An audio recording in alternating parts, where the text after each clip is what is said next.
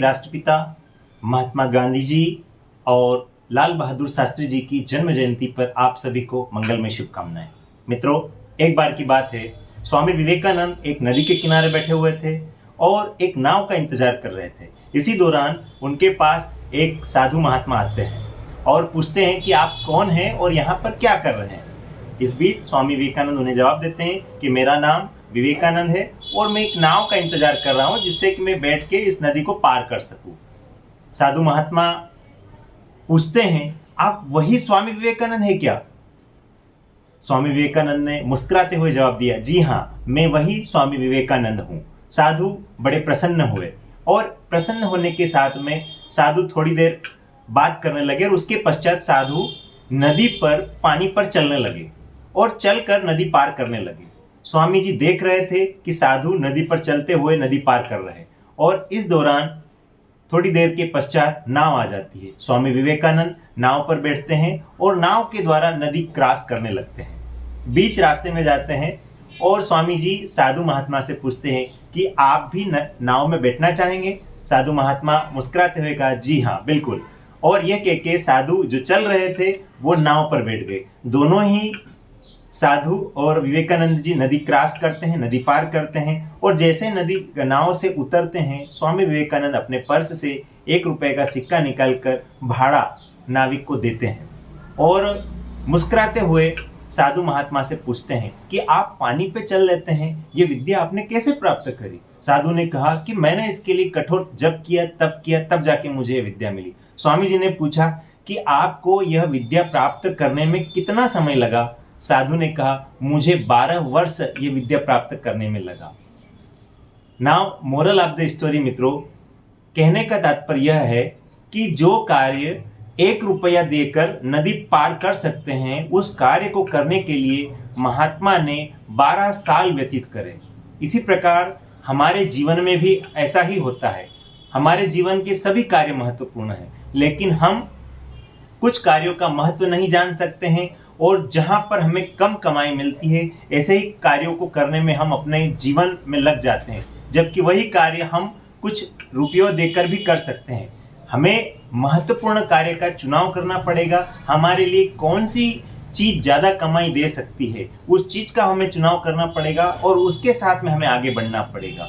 मित्रों, कहने का तात्पर्य है कि आप सभी भारतीय जीवन बीमा निगम में एक बीमा सलाहकार बनकर उभरे हैं। यह वह व्यवसाय है जहां पर आपको कम समय देकर बेहतरीन इनकम आप प्राप्त कर सकते हैं, लेकिन आपको इस एजेंसी का महत्व समझना होगा, क्योंकि आपके बीच में ही आपके साथी, कुछ साथी जो मेहनत कर रहे हैं वो बेहतरीन कमा रहे हैं और एक नवीन इनकम का सृजन कर रहे हैं और उसी में आप भी हैं। कुछ साथी आज भी 2 पॉलिसी 3 पॉलिसी के साथ में साल भर पूरा निकाल देते हैं, वही कुछ साथी MDRT करने के लिए दौड़ते हैं। मित्रों, समय और अवसर आप सभी के पास एक समान है। आप प्रयास करेंगे तो निश्चय ही आपको सफलता प्राप्त होने वाली है। आने वाले दिनों में दशहरा और दीपावली के अवकाश आ रहे हैं और ऐसे में अवकाश के दौरान स्कूलों की, विद्यालयों की, संस्थानों के लगभग बहुत सारी छुट्टियां रहेंगी और आपके जो संभावित ग्राहक है वो भी आपको अपने घरों में या अपने ऑफिस कार्यालयों में सरल रूप से, सहजता रूप से मिल सकते हैं। आप उनसे अपॉइंटमेंट लीजिए, उनसे बात करिए और उन्हें बीमे का महत्व बताइए मित्रों, क्योंकि आप यदि नहीं पहुंचेंगे तो हो सकता है जो आपके संभावित ग्राहक है वो दीपावली की नवीन खरीदारी करने की प्लानिंग बना ले, कुछ भौतिक सुख साधन खरीदने में अपना पैसा लगा दे और इसके बाद में जब आप जाएंगे तो कहेंगे कि हमने अभी अभी खर्च किया है, आप थोड़े दिन बाद में, क्योंकि आप सभी एक सीजन का वेट कर रहे थे। आप सभी और हम सभी जितने भी ग्राहक आप लोगों के मिले, उन्होंने आपको एक सीजन की बात बोली थी कि दीपावली पर हम बीमा कराएंगे, दीपावली पर हम बीमा कराएंगे, और वो दिवाली आ चुकी है मित्रों।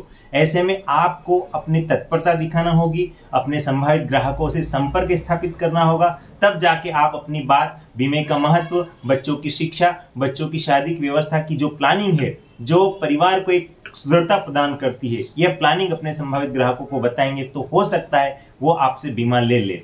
मित्रों, एक बात और कहना चाहूंगा कि ये 3 महीने, अक्टूबर, नवंबर और दिसंबर, पूरे वर्ष में जो व्यवसाय होता है वो पूरा व्यवसाय इन 3 महीनों में लगभग पूर्ण हो जाता है। पूरा वर्ष जो हम अभी तक एक पॉलिसी या दो पॉलिसी करने में लगा रहे थे, अब जाग जाइए, चेत जाइए और भिड़ जाइए, जुट जाइए एक नवीन व्यवसाय की ओर। क्योंकि व्यापार करने के लिए मार्केट की जितनी भी दुकानें थी वो सज चुकी है। सारे ही कार्यालय, चाहे जितने बड़े शोरूम हो, वो भी दीपावली की तैयारी में लग चुके हैं, वो भी व्यापार करने के लिए उत्साहित है। तो आप सभी अभिकर्ता बंधु भी एक निश्चय मानकर, एक दृढ़ निश्चय के साथ में मार्केट में निकलिए, संभावित ग्राहकों से संपर्क स्थापित करिए, जिससे कि आप अधिक से अधिक नव व्यवसाय कर सके।